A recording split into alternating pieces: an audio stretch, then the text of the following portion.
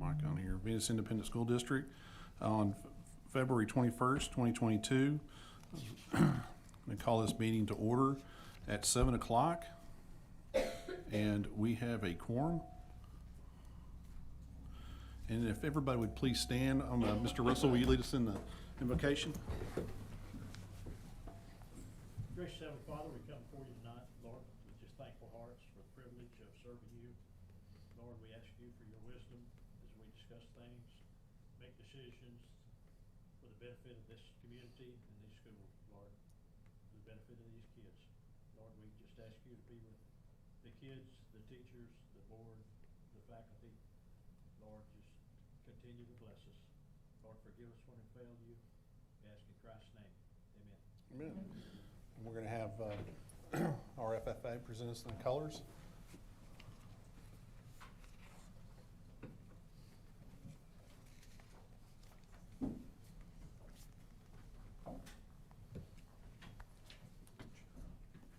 Oops.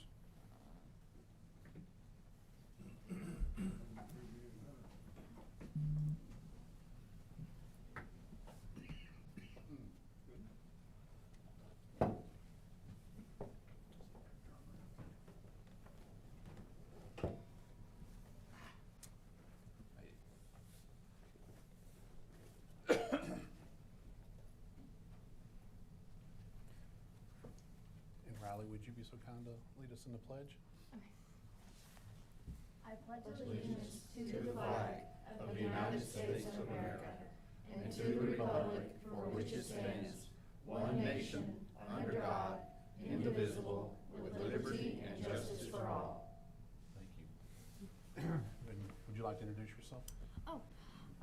My name is Riley Klein. I am the current Venus FFA president. After high school, I plan on going to Texas A&M University and majoring in natural resource management. Okay. That's great. Okay. My name is Cassandra Martinez. I'm a senior at the Venus High School. I am a secretary, and I plan to go into Hill College to pursue animal science pre-med. Thank you. My name is Lisa Harisis. I'm a senior as well at Venus High School. I'm the vice president. I plan on going to Tarleton to major in education and coming back to Venus to be a teacher. Awesome. Nice. Awesome. Thank you. Well, thank y'all. Thank you. All right, thank you. Appreciate it very much. Thank you. Congratulations. Can we get a picture of these kids? Yeah. Can we get? Right now? Sure. Okay. Okay. Okay, right up here, you're right up, Come on try to up get it here. in between the flags. And you may have to have a little bit of overlap there. Okay, all right. Chad, you want to stand? Yeah, sure. Great. Katie, Tasha, you want to join us? I know we can't have everybody, but. There we go.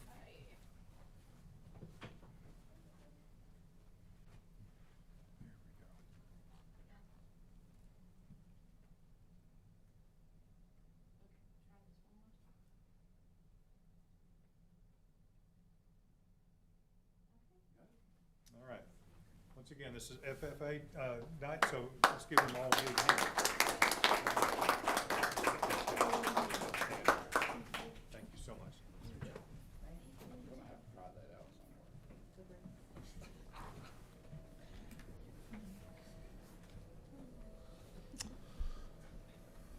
That was great.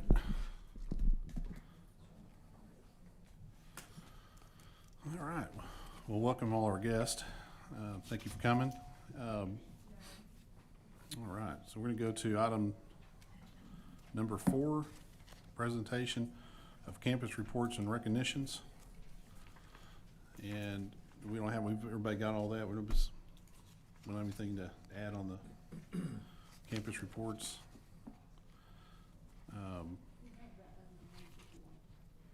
You what? We have a video or anything, or? We have just the slides and we can run through and tell you that all real quick. Sure.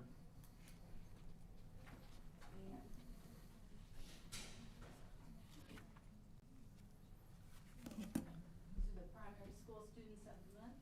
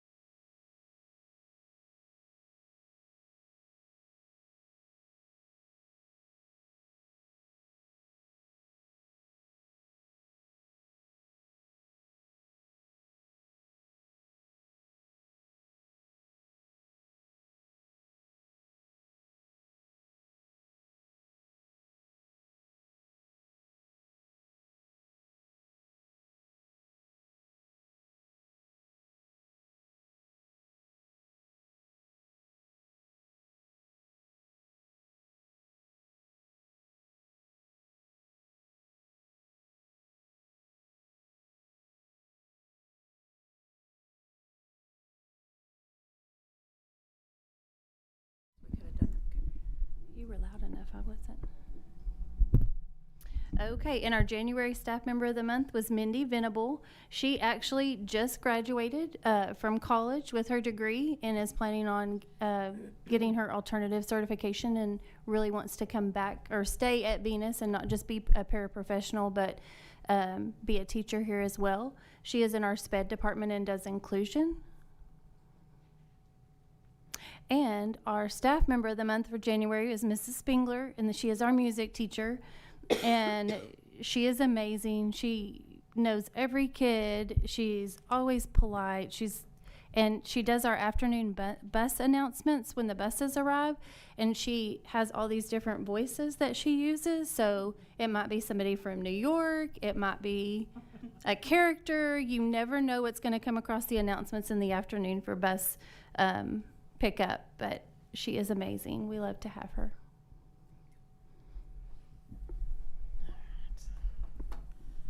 I'm gonna have to lean way up because I can't see. All right, so our, I know I can't see. I may have to go all the way around. Our middle school January Student of the Month was Ryan Canrott. He is in our life skills classroom, just always has a smile. He wants to shake everybody's hand. Sweet, sweet kid. He comes early every morning so he can go pick up breakfast for all the other students and carry it down for them. No matter what is happening, he is always happy and always will make you happy to be around. And then our February, if I can remember the months, is Ben, I'm not even going to try. Okay. Yes, Hawkendall. He's a sixth grader on our campus. Multiple teachers nominated him, always has a smile, always performs his very best in class. He's reached out to other students, new students, to make friends, always wants to make sure everyone is included. All right, paraprofessionals for January was Alexis Villegas. She is one of our inclusion paras. She works hard every single day, volunteers, when we were short-staffed in the front office, she said, let me come answer phones. She stayed after school. She is just that person who is willing to do anything to make the middle school successful. Our February paraprofessional of the month is Luann Boughton. She's also a bus driver for us. She subbed for us in the past and then came full-time this year, works with our inclusion kids, but has found a passion for math. And so when we have math in service, she goes and attends the in-service, whether it's what she has to do or not, so that she can learn more to help the teachers and the kids. So we are blessed to have her. All right, January, I typed very tiny. January is Elaine Hawley. She's a sixth grade math teacher. She's been with us for several years. This year, we chose to start working with our DDI process, which is a data decision, with teachers, data-driven instruction. And so we are working with our sixth grade math department, and Miss Hawley has really stepped up in that to be a leader and to work closely with us and with her team. And so she has really shown some leadership skills and leadership qualities this year in helping with that. And then our February is Mr. Benjamin Balmer. He's in language arts. Most of you know Mr. Balmer. He does a lot of things for our campus. One that is most recent is he is the head of our UIL. And so we had a lot of kids. You'll see in your board report a lot of kids compete this year. It's a tough year with kids in and out, teachers in and out. It was all virtual, but we still had a very good turnout of kids participating. And we are going to beat Godly next year. I just know it. We were within 40 points this year. Next year, we got them. It's all on his shoulders, isn't it? It is, and we've already had that conversation. So he also has worked hard to build that relationship with the Holocaust Museum. I know you guys have seen some of that stuff come across where we've had some kids be recognized through the Holocaust Museum and working with Mr. Vollmer. So, all right, I'm passing it on. Okay, well, Can you see? I wrote tiny too. So our January student of the month was Madison Dean. She's active in just about everything. TSA, Key Club. Whenever there's anything to be done and we need student volunteers, she is right there at the front of the line saying, I'm up. So she's a great all-around student. And then our February student month is Martavius Tisby. Again, he's one of our, like Miss Buck said, he's one of our life skills students also. And he's always he's that boy, that student, you walk in the room, he's smiling at you and you just feel better. He's down in the cafeteria helping everybody get their lunch. And he just very respectful and sweet and works really hard. He just works really hard, and he's a pleasure to be around. Our support staff of the month for January is Miss Lisa Lapointe. She is the campus secretary, and her primary jobs are looking at POs, which in the age of, in the time of field trips and sports activities and band and trips, keeps her busy, but also subs. And for that alone, she deserves about, $1 billion a year. So she, when we had the one day, we had the 22 out, and they weren't all teachers, but just 22. And she's just getting there and getting the subs put together and doing a great job with that. So she's always there to help when somebody is in need, and she's always smiling and happy. And then February staff person of the month, I think needs no introduction. Miss Krista Roberts has been an amazing addition to the campus, both as our campus nurse and as the district nurse.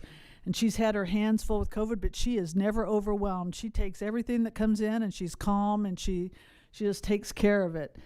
She also, I don't know if you know this about Miss Roberts, but she's also been a teacher at the middle school. She has an administrative credential, and so she can just about do anything that you need to step up. So she's amazing.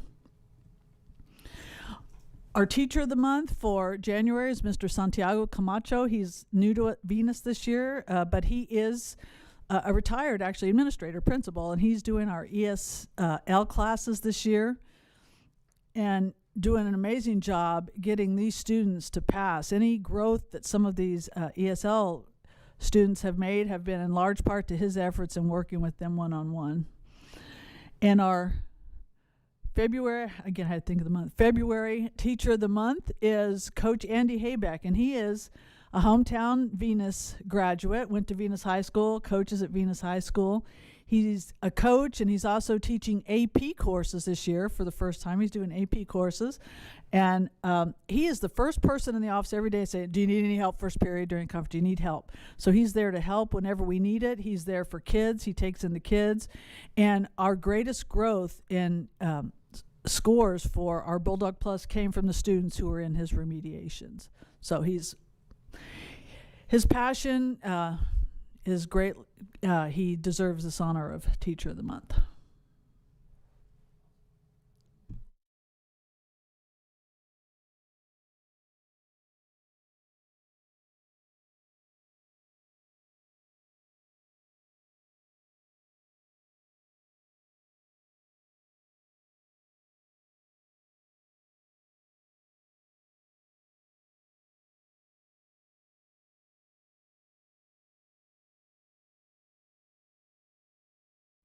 So we have Victoria Fudge, who is going to make a presentation for us tonight.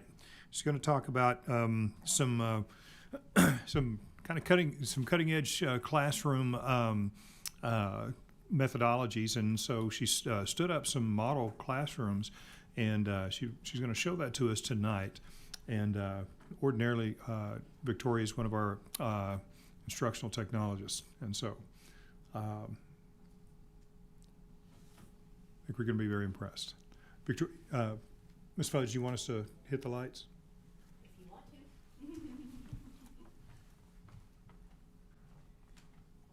to. Okay, so we all know that classrooms design is very important. And so what we did here was we wanted to do some demo classrooms at the elementary level with the support of the technology department and with Ms. Box.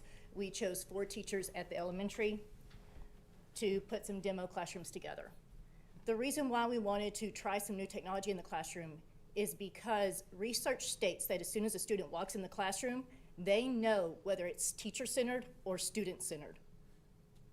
For example, if you walk in this room right now, all eyes are where? Here, at the front, correct? If you walk into a classroom right now, there's a projector focused right at the front of the room. There's one whiteboard on the wall. So the classroom design explicitly has a relationship with student outcomes and student goals. The more student-centered it is, the more engaged the students are, the more willing they are to work with you. So what did we do in these 4 classrooms? I took out the projector, took out the smartboard. What we did is we replaced it with an 8-foot by 4-foot glass whiteboard where the smartboard was. So teachers have now 2 whiteboards. And we took a 65-inch TV, kind of like that right there in the back of the room, and we put it on a pivot mount in the corner of the room. We are working on creating a coaching and training experience with these teachers with partnership with me, the technology department, and admin to help create more student-centered experiences for them with these demo classrooms. This is a 3rd grade classroom now.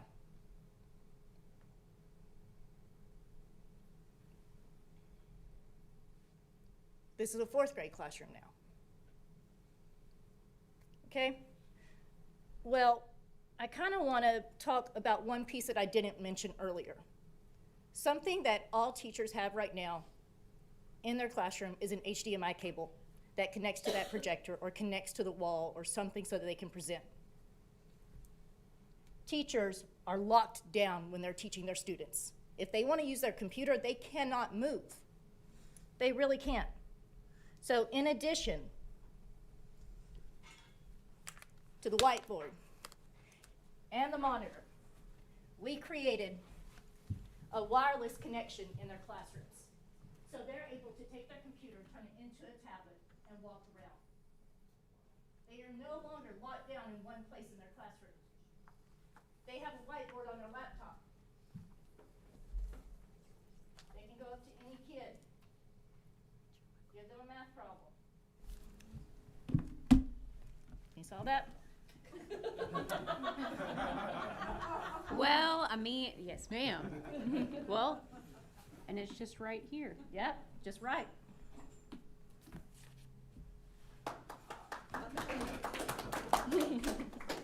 Okay, so going back, I brought a teacher with me to kind of share some of her thoughts. Amanda Owens is one of our 4th grade teachers, and she is one of our demo classrooms.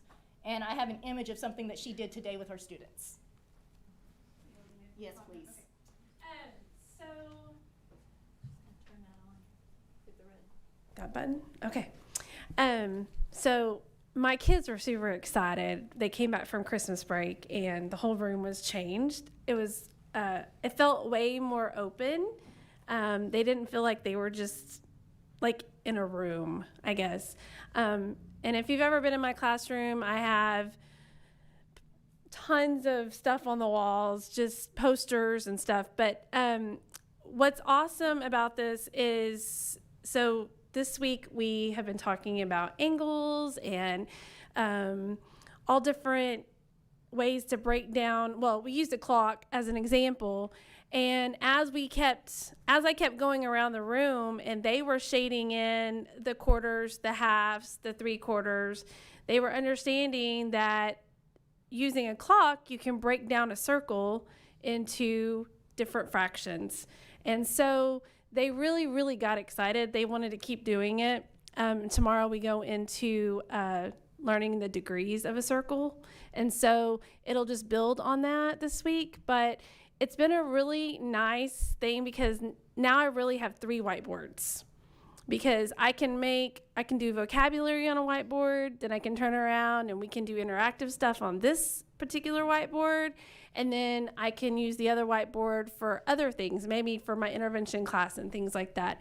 So it really has allowed and opened up the classroom as multiple areas of the room to be able to where if the kids need to refer back to something, then they can. Plus, these actually save. So if you have a kid that's really struggling the next day with something, I can just pull that right back up on the screen and say, okay, remember yesterday we talked about this. and this is what we did. And it just really helps for them to understand. And you're not having to make anchor chart after anchor chart, which I make anchor charts all the time.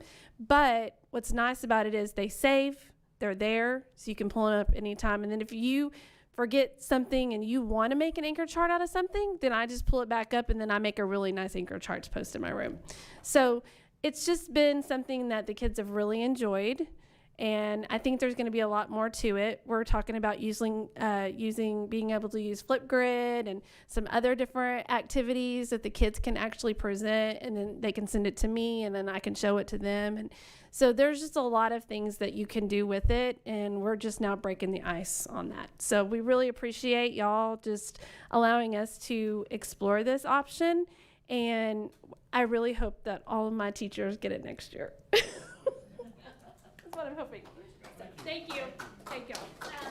We did have another teacher who was scheduled to talk tonight, Miss Lee. She was not able to be here. I do want to say she mentioned some kinks within the design, but it's a demo classroom, so hopefully, knock on wood, Yes, I think for we the got last, those all. what, week? Yeah. Week? None. So Yes. we're hoping. Ms. Mudge, one quick question. Yes, sir. Give me 1 second. How does cost compare to setting up a classroom like this as a traditional classroom? Okay, so replacing a projector, because our projectors are outdated technology. They really are. To replace a projector, I already got a message from technology that we have 2 projectors going out. It costs $900 to $1,000 to replace a projector. In order to do the demo classroom, to add in the whiteboard where the smart board was, to do the wireless capabilities and the monitor, you're looking at around $1,500, maybe up to $2,000, depending on the brand of the TV or the wireless projector you use. The connection. So a little bit more to Little set bit. up a classroom like this. Yes, sir. Little bit more. But the results would be More functionality. More functionality, more freedom for the teacher, because I can't tell you how many times when I was teaching here, I taught here at the elementary for 6 years. I can't tell you how many times I wanted to get up and move around my classroom with my computer, and I couldn't. That's the nicest part about it, is being able to move around the room with your kids. And they have interactive. Yeah, and the interactivity too. Yeah, huge.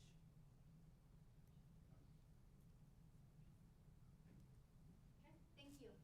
I was gonna play this, but apparently volume's not working, Daniel? Oh, there it is. Can you hear it? Back one and try it again. Good evening, board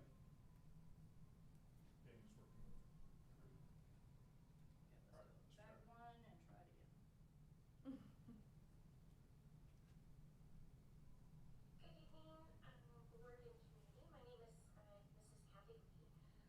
I am very excited to say that I am a fifth grade math teacher here at Venus Elementary School. And I have been fortunate enough to be chosen to pilot the new technology. And I want to say, now that we got all the kinks out, it has been an incredible resource for me to use for my students.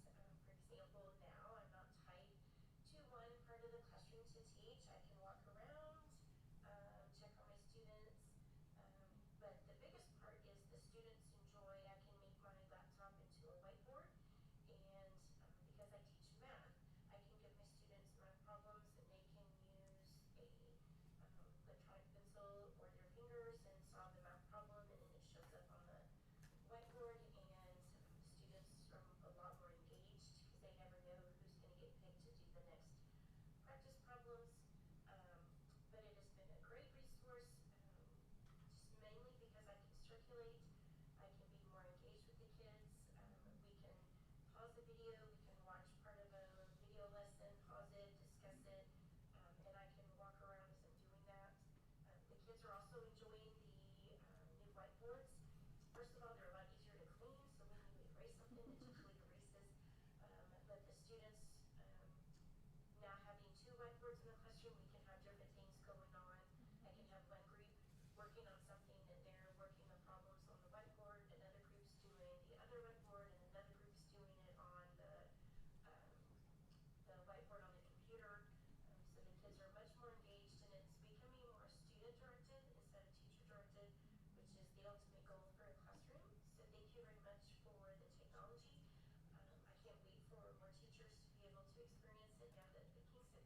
have worked out. The kids enjoy it, and it's exciting every day. So thank you so much for this opportunity. This is my 27th year of teaching, and this has been one of the best. So I thank you very much for the technology and the learning experiences, and I know that my kids are growing. Are you seeing any students that were maybe struggling before that now that they have this technology are not struggling now?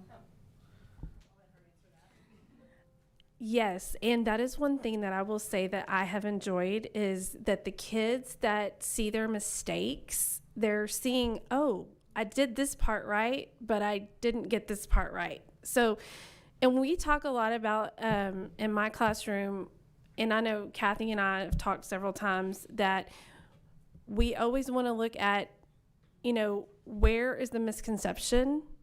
And with students, that's hard, but if they feel safe in your classroom, most of the time when they see that misconception or they see the mistake that they made, they're able to really like go, oh, that's what I did wrong. Oh, now I know how I can fix that.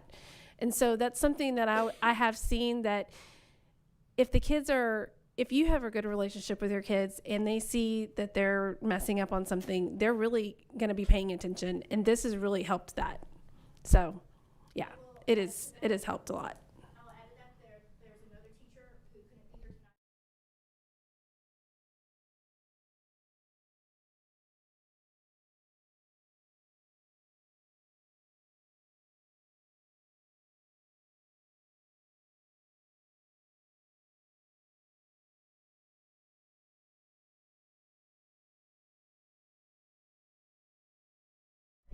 Yes, from the hardware side of making the switch from projectors to the TVs, yes, the cost might be a little higher at the beginning, but the TVs will have a longer life than the projectors.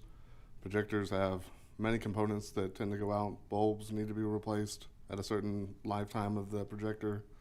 The vents on the side take in all kinds of dust that have to be cleaned out periodically. I mean, as good as the vent system may be to filter out a lot of that stuff, those are still big things that we have to worry about as far as projectors go. So that shortens their lifespan significantly. Thank you. Thank y'all. Thank you, Ms. Fudge. Ms. Fudge? Yes, sir. So where do we go from here? We've had a few teachers here that really like this. And Ms. Owens, do you have some colleagues that are a little jealous? Oh, yes. Yeah. Yes. So, And basically your response is a very professional nanny boo-boo, is it? No. I have been able to show, I'm the math person in 4th grade, and so it's really fun because I've gotten to show it off a little bit to my other colleagues that are in the math pod, and they're definitely jealous. But I'm really hoping that as we switch over that, you know, I really think it's going to be a really great thing for our kids and teachers too at the same time, because it's so interactive. It's great. And there's so many programs that we can use with it too. So we could sort of dovetail in with the planned obsolescence of these projectors then, and as I said, I've already gotten a message that we have 2 going out. So trying to plan if we want to replace them or if we want to move forward with something like this. we're not about to experience teachers sabotaging their projectors, are we? I'm not promising anything. But it's just a matter of the timing of everything and working with the technology department and the campuses to move forward. So it's just a part of working together as a team. So is there, I mean, for this technology, do we have, you know, is there any kind of grants out there that we can go for that help pay for some of this technology? We are looking into that. It's not something that has been on our radar yet. Sure. Because we wanted to start with the demo classrooms first to see if it would actually work. That was the whole purpose behind starting with 4 classrooms at the elementary level, is because this was something completely new. We have never done this before. Amanda, did you want to add? And one of the nice parts about it is the technology that connects the computer to the TV is locked down. So it won't let the students actually get on it. It's coded to where we have the code. I know that sometimes, we know TVs are smart, right? And our kids are super smart these days, and they can Bluetooth to things and all that stuff. So we've got it to where it's locked down. They can't Bluetooth to it. But if there ever was a chance you wanted a kid to be able to share something, because we're Google-based, all they have to do is share whatever they're doing, and we can present it for them. So that's something that to think about, too, is that we've got it. I'm pretty sure we've got it locked down to where that doesn't happen. So that's always something that I know as a parent, as a teacher, that's always in the back of my mind. So they've already thought about a lot of this stuff. So that is something that I wanted to say that I was thankful for. You never know what kids are going to do. But anyways. Thank you. Okay, one other question. Is the hardware readily available if the board decided to make a decision? Yes, sir. How long of a lead time would you need to convert a whole campus or a grade level or whatever? Okay, so it took about a week or two for everything for these 4 classrooms to come in. I'm not sure about a larger order. I have not, Daniel Domain is talking to a vendor right now about getting a price for a larger order. We are looking at the screen beams being very readily available. They're the ones that lock down the presentation so that kids can't present, only teachers can.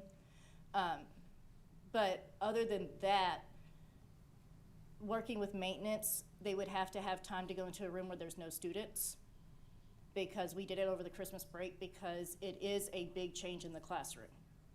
So it would have to be done over a break, because they have to actually mount the TVs, put the brackets in, do some work in there, take the smart board, the projector out, and put the glass whiteboards in. So it is a process. It took them, I think, 2 days to do 4 classrooms.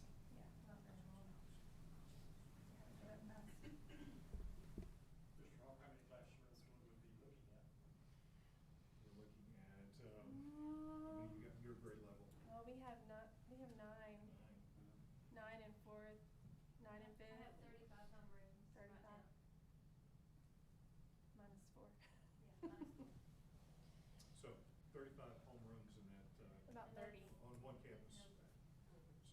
Yeah. So we Ours is the biggest campus. if you remember, we did receive a grant, Daniel had applied for, it's gonna give us a little bit of breathing room on purchasing, Chromebooks, for the next couple of years. So we could we've got an opportunity to possibly shift, in that direction.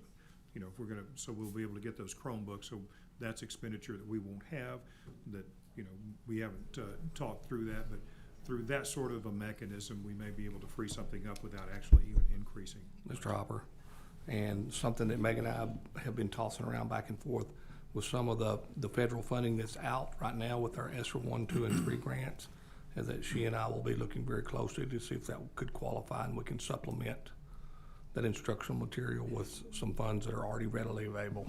Yeah. And so what we would have to do in a situation like this, it's like anything else, we have to program in the budget not only for first-time expenditure, but also planned obsolescence. And there will be a day, this is great, and Ms. Owens and Ms. Lee and some of our teachers are very excited about this. 6, 7 years down the road, there may be something else that, wow, that was fantastic while it lasted. New technology, and that's the age we live in. We don't have it today, but we may have it, tomorrow. So we just have to understand that that's probably going to be a fairly cyclical thing. I don't anticipate that there'll be too many times when we replace the very same technology with a like machine for very long because of the advances that we have on a pretty regular basis. Are you going to keep on evaluating and maybe come back in the next board meeting and make a recommendation as to what to do? Yes, well, I don't know that we'll have it for the next board meeting, but probably so. I don't know what we would be missing at this point.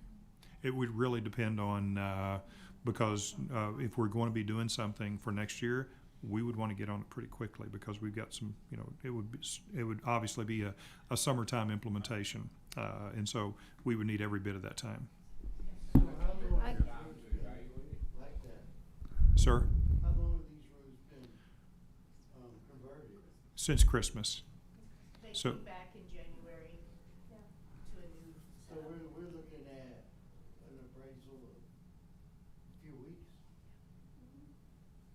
Yeah, but it has been a dramatic change in the way the classroom has been managed, and the students are more engaged now. We can actually see quite a bit of And I think even given another month, you know, we would come back to our teachers who are utilizing this and say, let's talk about some very specific, because number one, you know, we've all talked about how we're all here about student growth. If Ms. Owens, Ms. Lee, if our teachers that are using this, if they can come back and say, I see advances in kids that I didn't see that sort of advances before. And if we can actually look at that objective data that show that, that's what we're here for. So that would be nice to be able to do that. And we have to look at the data and just evaluate it on that. Now, if it's similar to what we've had in the past, then, you know, we have to be honest with ourselves about that too. So, any thoughts on that, Ms. Owens? I am interested to see what it's gonna be like, our MAP scores at the end of April, see what the difference is. I do think that the interactiveness is gonna help. I feel like it's gonna make the kids I feel like it's gonna boost their confidence. So I'm anxious to see what that does towards the end of the year. That is such a key component. You know, getting kids, you know, the word for probably over a decade now has been student engagement. You know, get the kids, you know, when she says interactive. So now it's not just the teacher up there preaching the sermon, if you will, but it's the students actually giving back to the teacher, and that teacher having the ability to get up and walk around. And that is key too. So the two factors here are the teacher is actually walking around in the classroom, but now the student never knows when they're the one that's going to be picked, and they have to stay engaged. And when you have that going on in a classroom, teacher can they can weave their magic then. So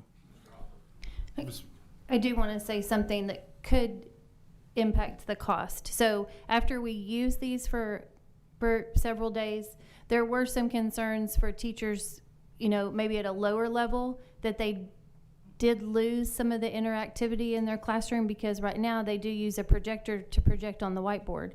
Then the students walk up to the whiteboard and they're interacting on the whiteboard with just a dry erase marker. So when we go to this model, we lose that because you're projecting on the TV. Well, they can't take a dry erase marker to the TV. So those are kinks that we have to work out. I know another thing, if a teacher has used it for her first block class and she's carrying around her computer, which is wonderful, it's died before the second class. So we may need to look at getting a computer for the teacher just to use for that, and them to be able to have like a backup too. So I've already talked to Mrs. Fudge about that, and what are some different things, because I looked up interactive monitors and they're like $4,000 a piece. Well, we can't do that. A TV, you know, we can get a TV for $500 or $600. So there are some other things in the background that we're looking at. So I don't think we're quite ready to say, okay, I'm going to change all 35 classrooms at my campus, because I don't want to take away some pieces that teachers really use too. So, So the whole point there is that we have to be very judicious about where we place these. You know, there are certain classrooms for whom it's not going to be applicable. I don't know, and I may be speaking out of turn, but I don't know, for instance, an art class. You know, I know that's not one of our core classes, but go ahead. No, I agree. We also have a demo class at the primary, and it is in our music class. And for the younger students, it's probably not the most beneficial option. Our students like the interactive board. You know, they walk up and it's one of their stations where they can click and there's games and they can participate. And so in our music class, we're starting to notice we just have a TV screen, and so it has limited for the younger students. So it might be great for them, but it's just kind of our personal experience right now. but not to say we're not excited. Yes. That we didn't get to try some new technology. Yeah. And once we work out all the behind the scenes kinks, it may be the best Yes. thing since last. I will say that is something that I will say that Daniel Domain and I have gotten together and discussed these issues before, such as the interactivity, especially with our younger kids, because they really like being able to walk up and touch things. The smart boards at our primary school, they no longer make the software for them. So that's one issue that we're talking about. So we may need to talk about actually going ahead and talking about the monitors that are interactive for our younger kids. And Domain's in the process of working on trying to figure out if we can get a break on those. So hopefully, not 4,000, he can get them to bring it like quite a bit down. So that is another thing that Domain and I are talking about to solve that issue of the interactivity. So no decisions yet, just talking. Excellent. Well, and I think that we can suffice the whole thing to say that this is a teaching tool. Yes. It's a teaching tool. And it's like any other tool. If you use it in the right place at the right time and in the right way, it's incredibly productive. And if you don't have those other elements there, it's really not going to help you. So I very much appreciate the presentation and y'all's diligence on that. Thank you. All right. All right, we're going to go on to item number 7, presentation of student growth performance update. Dr. Morgan? Hello. We're just going to take another look at our middle of year MAP growth assessments. Last month we looked at the student growth, and we saw some really good forward movement in most of our grade levels. So we do know that our students are growing, which is very positive, and I can't underscore the importance of that, that we want students growing from where they were. This month it takes a look at student performance, which is which is looking at them compared to their grade level objectives. So where are they supposed to be at the grade level? And so the way the NWEA MAP assessment records that data is through 5 quintiles, which is the percentile of student performance. And so the bottom 2 are low and low average. Those are our red and orange. And then the top 3, which are yellow, green, and blue, are average, average, and high. Students who are performing in at least the yellow category of average are more likely to be expected to at least approach the passing standard on the STAR test. The green, the high end of average, and in the green, which is high average, is solid grade level. And then students performing in the blue quintile are performing above grade level. So what we want to see from our beginning of year to our middle of year is a decrease in the number of students performing in low and low average, and an increase in the number of students performing in average, and high. What we have for reading, what we see is a slight decrease in the number of students performing at average, and high. And this is overall the entire district. So this is just a snapshot of everybody added up all together. And there are several factors contributing to this. We've had a lot of students move in, so we actually had more students test in the middle of the year than did at the beginning of the year. And from wherever they're coming from, we don't know. And so their middle of year score is a new score. So that's part of it. We also have to compare the testing situations. Some students did better at the beginning of the year because it was more fresh and they were ready to go. In the middle of the year, they're like, okay, I'm done. And they just don't perform as well.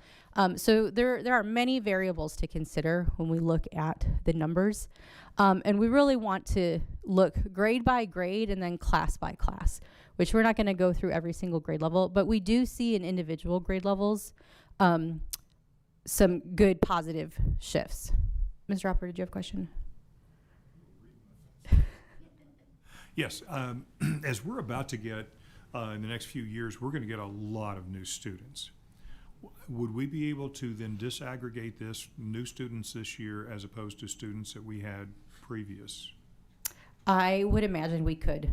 We could get to that analysis. Because it's going to do exactly what you just talked about. When you look at the overall, it's going to, we're going to have students who are with us just this year. And some of those students are going to increase the average. Some of them are going to decrease. It'd be interesting to break those out. Yes, definitely. So some of the positive growth that we saw, for example, in first grade, our first grade students actually take 2 different reading assessments. One is focused on fluency and one is focused on overall reading performance.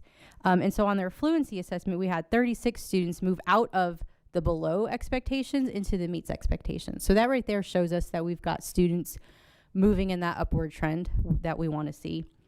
We had several grade levels that increased the number of students performing in the top 3 quintiles. And so when we look at it that way, then we stop and look at which grade levels are struggling, and so we can see what's going on there.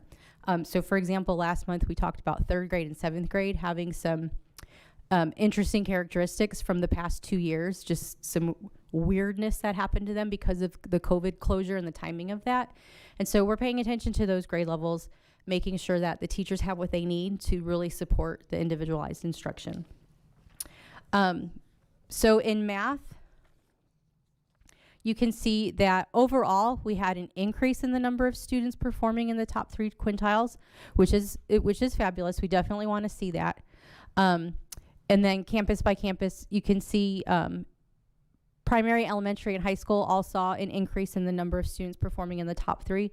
And so middle school is where students who are behind in math are really struggling in math. And we're seeing that very clearly right now. We knew that they were going to be behind in math, but missing that 4th and 5th grade, those 4th and 5th grade years is really where they solidified like multiplication facts, and we're really seeing the lack of those memorization skills in like 6th and 7th grade math. So that's something that our teachers are working really hard to address. But it is definitely a challenge trying to catch kids up on those foundational skills while still teaching them the grade level content. So to say it is a challenge is an understatement. So that is all the data that I have for you up there. We do see in overall, the majority of our grade levels, we see more students projected to meet the passing standard on STAR than at the beginning of the year. So that's good. And we definitely see, like I said, grade by grade, we see the growth of students moving out of the red and orange into the yellow and the green. With the math, is there a way like where we compare it maybe to statewide numbers to know if this is, not that it makes a difference, I mean, this is our district and our kids, but I'd just be curious to know, is this kind of what's going on around the whole state? Is this something we're seeing with the kids that miss the, what did you say, 4th and 5th grade? Mm-hmm. Yes, so I can look and see what studies that NWEA has published, and they've been studying the COVID gaps and the loss of instruction. And so I'll see what reports they have to allow us to compare. Mm-hmm. Okay, any other questions? Do not. Thank you. Okay. Going on to item number 8, discussion of student code of conduct, consideration of mitigating factors in determining DAEP placement. Mr. Hopper? So one of the things that we talked about, and I appreciate Ms. Gore bringing this up earlier, that this was a discussion that actually had been carried over for some time, about how we, the consideration that is given to determining DAEP placement. And so one of the things that we have to do, of course, is we want to keep a lot of factors off of our campus, things like vapes and those kinds of things. And the idea is that we want to keep our campuses as clear as possible of these things, and at the same time to be able to provide fairness in dealing with our kids. And I think that's where the question came up. You know, sometimes you see schools that have some policies and procedures that we look and you almost look at these things as being ridiculous. You know, a kid makes their hand in the shape of a gun and gets expelled from school, or those kinds of things, and through something called a no tolerance policy. Well, we've never really said we have a no tolerance policy, and we certainly wouldn't want to be involved in something like that. However, at the same time, when you're dealing with these things as black and white as you can make them, it really gives the administrators a little bit of teeth in trying to enforce the rules. So what we did was we looked at this and said, how can we keep our campuses as clean as possible in these issues, and at the same time, in certain circumstances, how can we go in and make some exceptions, or at least maybe give kids credit for things such as taking a look at the intent and then also the history of the child. Well, we have about 6 factors that we look at anyway in determining what those consequences are. So I'm going to let Mr. Moore take this here in just a minute. What we did was we sat down with our principals, with our people who are in charge of our discipline as well, and so we looked at these factors. Can we pull that up right quick? And let's go over those before we hit that. Do we have FO up there that lists those 6 factors? Let's look at that right quick. So in our policy, FO policy, it says that the board shall adopt a policy that is going to address, if you'll go down to number 4, it says specify the consideration will be given as a factor in each decision concerning suspension, removal to a DAEP, expulsion, or placement in a JJAEP, regardless of whether the decision concerns a mandatory or discretionary action. And so these are the factors. Self-defense. So was that student acting in self-defense when there was a fight? For instance. The next one, intent or lack of intent at the time the student engaged in the conduct. What gives us difficulty in that one is that's a very subjective thing sometimes. How do you determine intent? This is what you did. What did you intend to do? That can be very, very subjective. But in looking at intent, if indeed there is a way to do it, that's something that we take into consideration. And we do that because the board adopts a code of conduct. Inside that code of conduct, our code of conduct states that we will enact every one of these. Okay? So in fact, it reads just exactly this. The next one is a student's disciplinary history. So does that student have a history that looks like that they've got several offenses on there? And certainly it shows that this is a pattern of difficulty that student has experienced, just like you would in your own home. Something happens one time, your child commits something, and what do you do with them?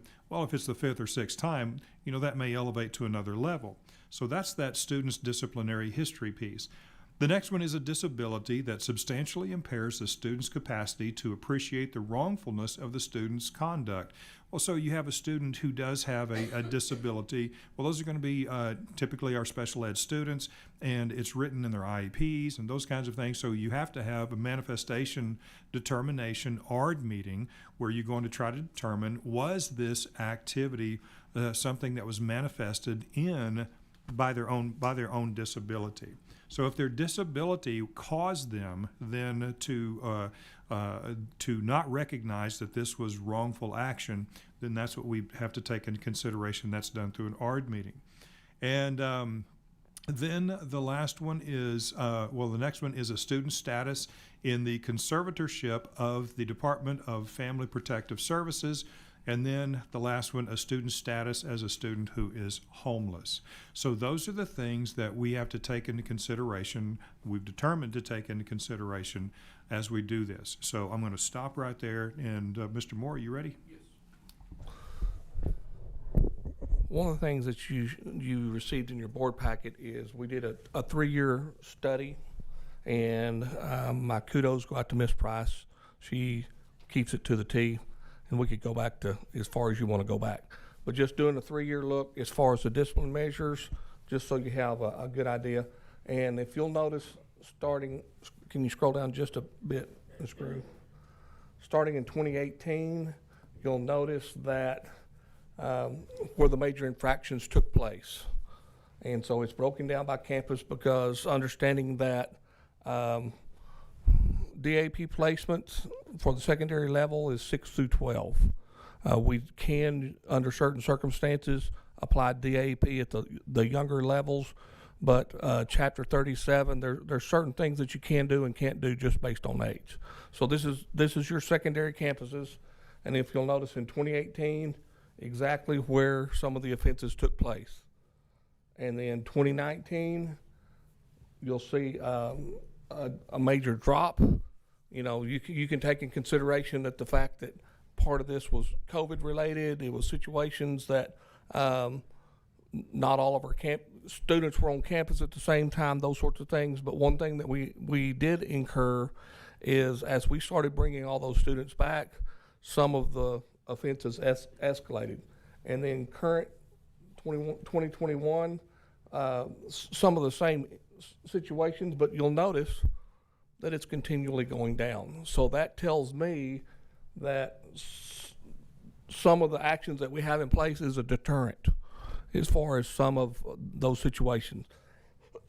Unfortunately, we have those kiddos that, and we could break it down even further based on the student, but that's information that's getting into the weeds.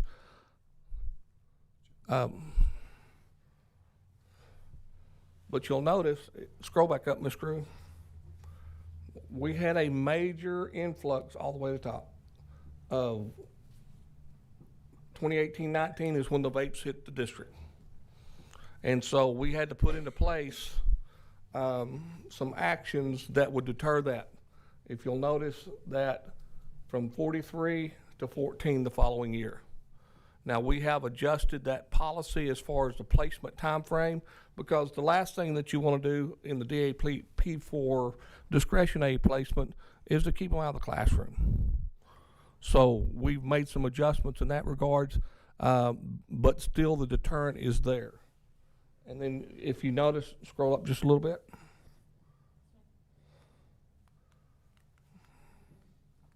Oh, that's good.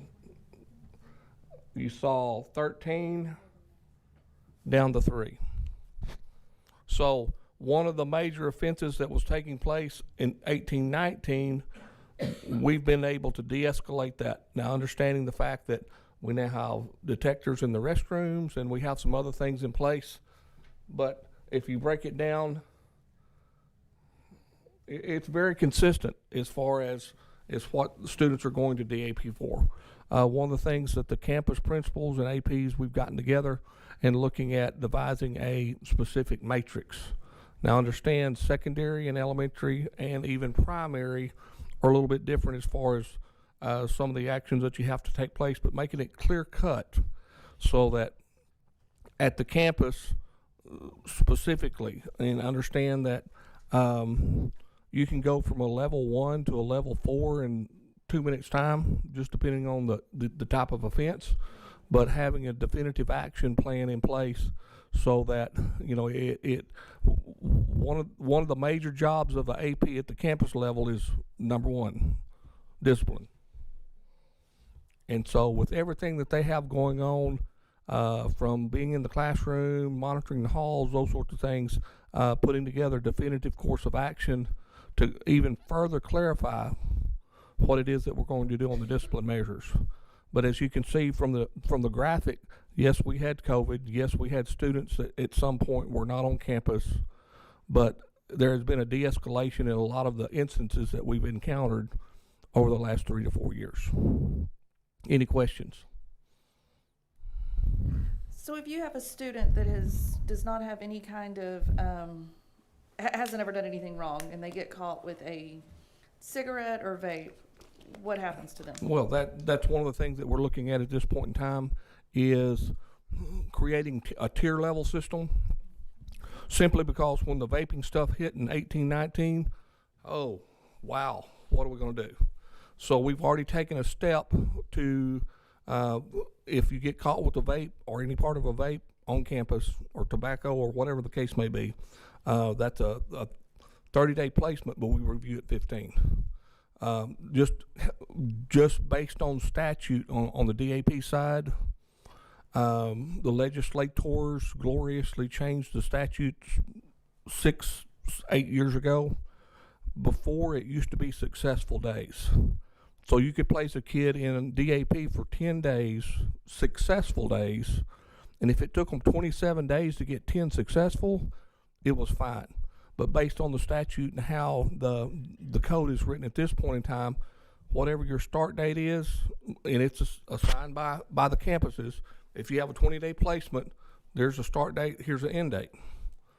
And whatever transpires in that 20 days, if they were just being a complete and total, you know what, the only way that you can extend that is by an additional placement. So you have 2 placements for the same kid. So what practice that we put in place is based on the level of the offense. and understand that it's a progressive scale. So initially, if you get placed for discretionary for 30, we review at 20. So it gives the DAP staff a little bit of leverage so that if you come in and you don't do squat for 2 days, I'm going to get those 2 days back, and it doesn't extend the placement. So one of the things that we're looking at moving forward is the fact that the last thing that we want is to have students missing instruction. But the bottom line is there's a consequence for your action. So that's one of the things that campuses are looking at right now is it's just like anything else. It's a continuum, and we're going to improve each and every year. So that sort of thing is something that we're taking in consideration.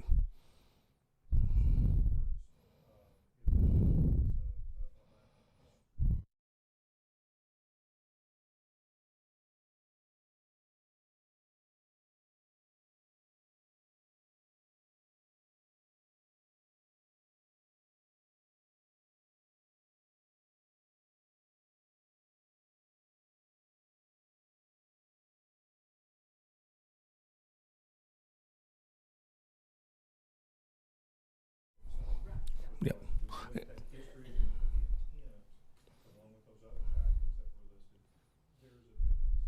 Yep. Right. And that's part of the placement process when we do the hearing. If you get placed for 30, for whatever it may be, and then you have a 30-day discretionary period, you go back to campus, and you go right back to your ways, then that's automatic 45. So there is a leveling system, but one of the things that we're looking at is where that fine line is, because we have great kids, and I've been in this business a very long time. I can count 3 on one hand that were knew.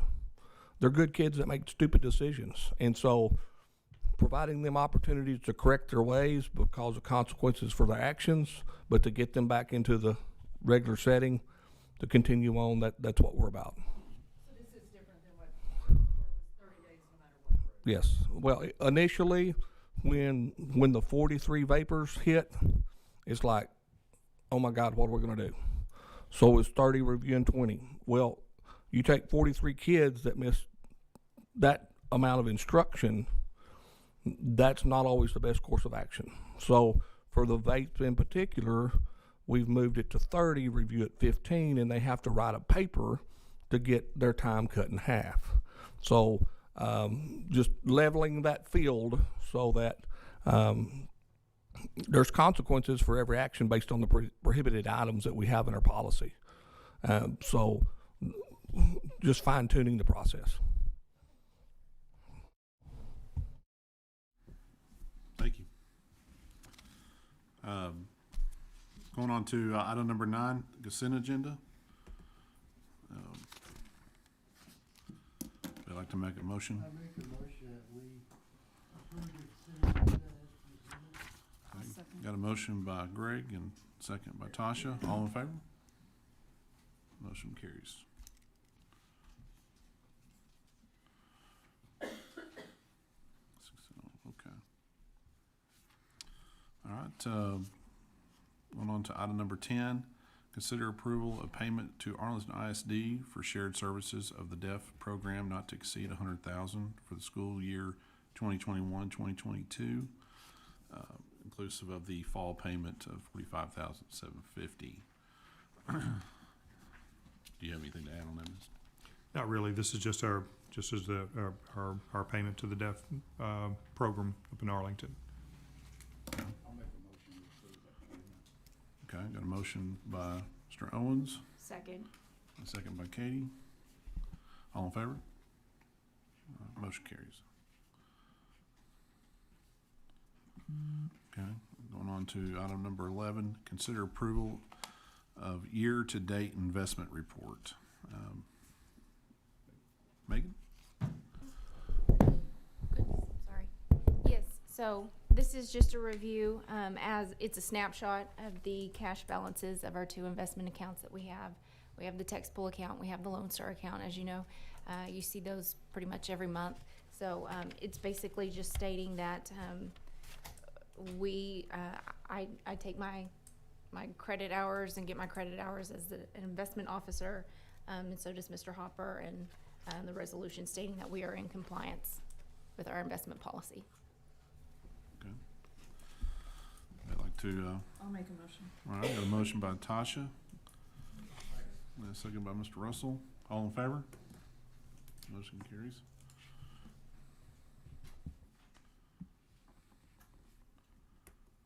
All right.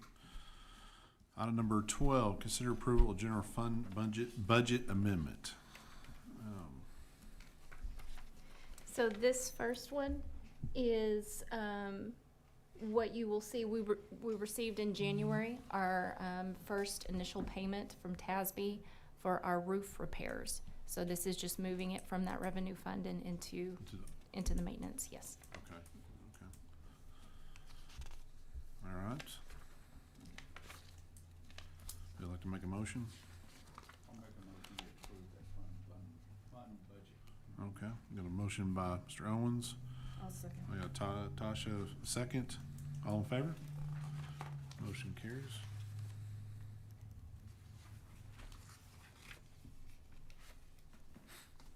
Okay, item number 13, consider approval of high school general fund budget amendment.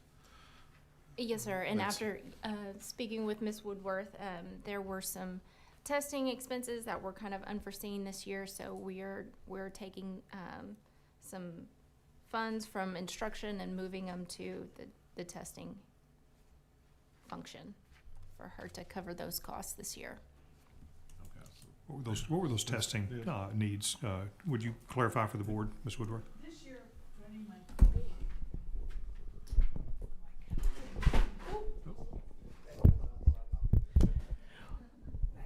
one of the things in the budget, it was the budget amount was not enough to cover. This year we did PSAT for all 9th, 10th, and 11th graders. So there was that, which took the entire testing budget. So what we have, and this is a good problem to have, is now we are a TSIA center, so we'll need some funds to test, but also AP testing. Our numbers in AP classes drastically rose, and we need the funds to be able to cover the cost for our AP testers.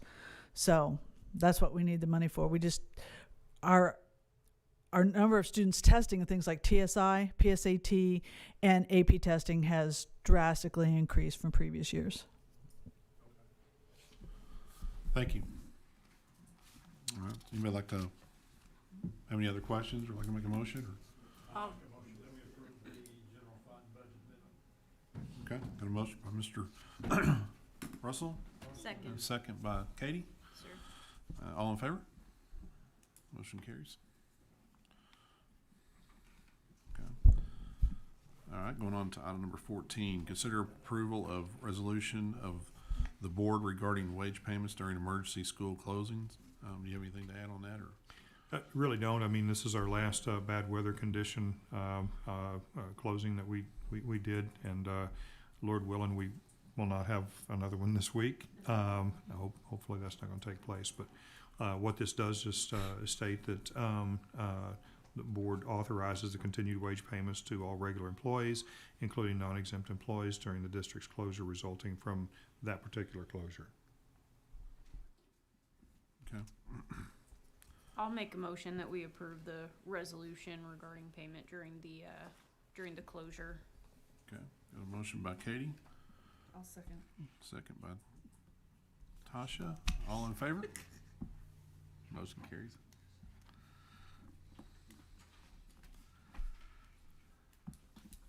All right.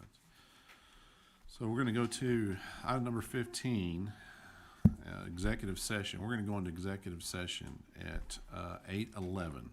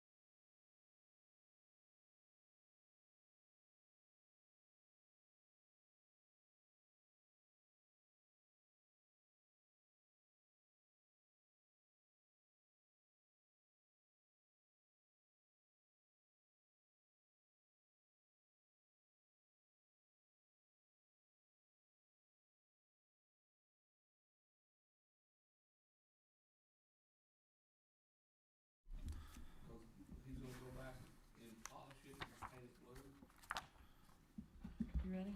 Okay. Works Are we all here? So, We all, oh, Katie. No, I'm Katie? waiting on Katie. I'm so like, how come Katie got such little letters? Well, you know, when you got 17 vowels and a consonant on your name, you know, Yeah. Okay, well, we're back out of executive session for 551.074 at 10:31.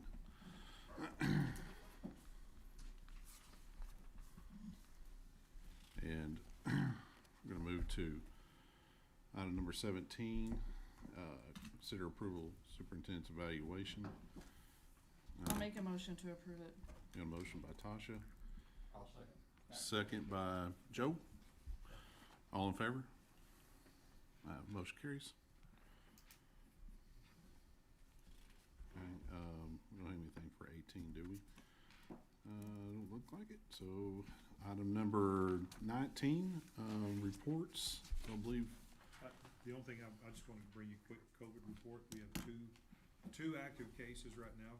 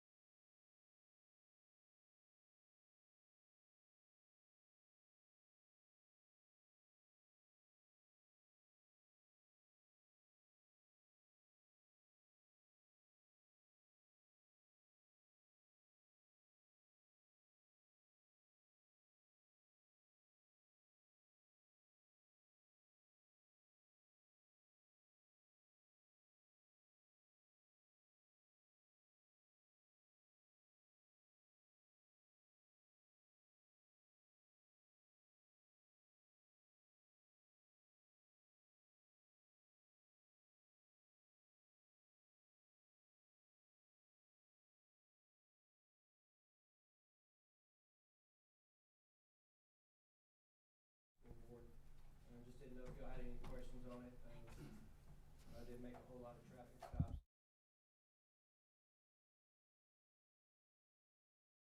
Demographics are also, there weren't any complaints or anything else, so. I didn't have any questions on it. Can you write I did. I do. Yeah. Where does the money go that they pay the ticket, city or? It goes to city, yeah. I am sitting out here all the time. You're not making any money for the school. No, I haven't gone into agreement with the courts and everything else. There are ways to doing that, but I hadn't done that because I don't write that many tickets anyway, so. Need a new radar gun. Radar works What do you good. need? Works good, but if y'all had any questions regarding that racial profiling for it. All right. You like that, right? Appreciate it, Chief Woods. Does anybody else have any other questions or on the reports? If not, go to item number 20, board request for additional items for the next scheduled board meeting on March 21st, 2022. Does anybody have anything that they want to see on the next meeting? I think there was one, I think I might have talked to you about it, but talking about the land, and maybe we were talking about naming, if that's something we can put on a discussion item. I'd love to do that, yes. Put that on okay, and kind of so we can kind of have a discussion and get a consensus of what we want to possibly do. Yes. So I know we've kind of talked about it, but we haven't really taken any action on it. So let's put that on the discussion item. Maybe, we'll work out Yeah, language. language. Naming what? Land? The property. Oh, okay, naming property, okay. Bless you. Yeah. So I mean, you know what we're kind of talking about. Still have a meeting pending, it's same situation. Sure. Okay. Well, at least have something on there that we at least have something to discuss and know if we want to move forward or not. Okay. Well, if that nothing else, we'll go to item number 21, adjournment at